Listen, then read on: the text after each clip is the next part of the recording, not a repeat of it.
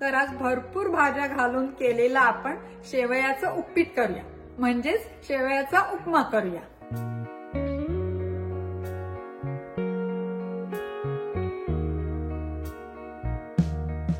जसं छान दिसायला आपण असं सगळं रंगीबेरंगी घालून बाहेरून स्वतःला सजवतो, तसेच रंग आपल्या शरीराच्या आत घालून आपल्याला सजवायला हवं असं मला मनापासून वाटतं। तर आतून आपलं शरीर रंगीबेरंगी कसं करायचं बरं?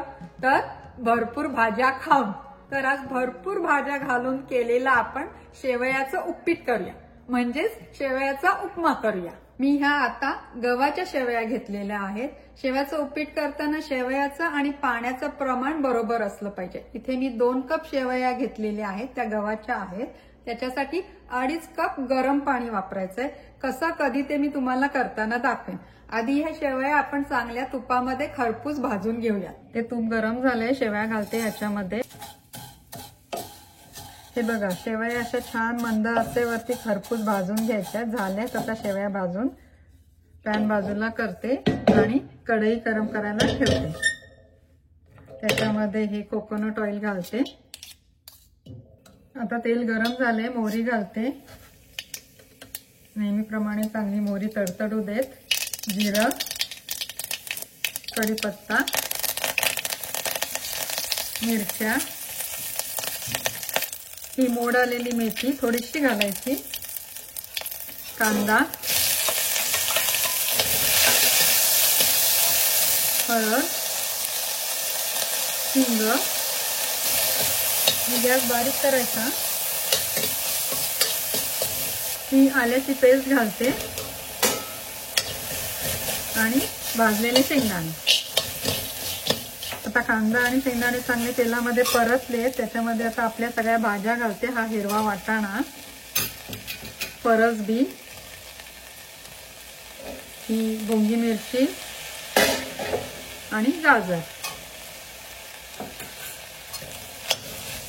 आता बारीक गॅसवर झाकून ठेवून देते, त्या भाज्या वाफेवर शिजू देत।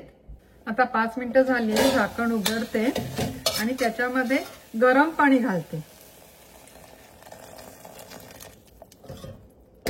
आणि परत पटकन झाकण लावून ठेवून देते। गॅस बारीकच आहे।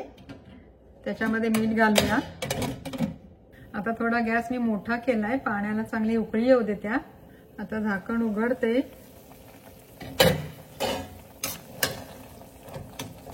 पाण्याला उकळी आलेली आहे आणि त्याच्यामध्ये ह्या आपण भाजून घेतलेल्या शेवया सगळ्या घालते।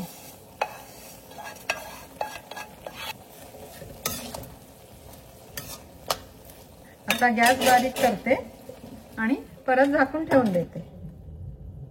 आता झाकण उघडते, बघूया शेवया शिजल्या आहेत का। जवळजवळ 7 ते 8 मिनिटं मी झाकून ठेवलं होतं। शेवया चांगल्या शिजल्या आहेत, छान मऊसार झालंय उपीट। त्याच्यामध्ये शेवयाचं आणि पाण्याचं प्रमाण महत्वाचं आहे। मस्त वाटतंय, रंगीबेरंगी उपमा। याच्यावरती फ्लॅक्सीड पावडर घालायची आणि कोथिंबीर घालायची आणि वरून लिंबू पिळायचं। हे झालं आपलं भरपूर भाज्या घालून केलेलं शेवयाचं उपीट तयार। आता मी लागते माझ्या पुढच्या हेल्दी रेसिपीच्या तयारीला। तोपर्यंत तुम्ही मस्त खा आणि स्वस्त राहा।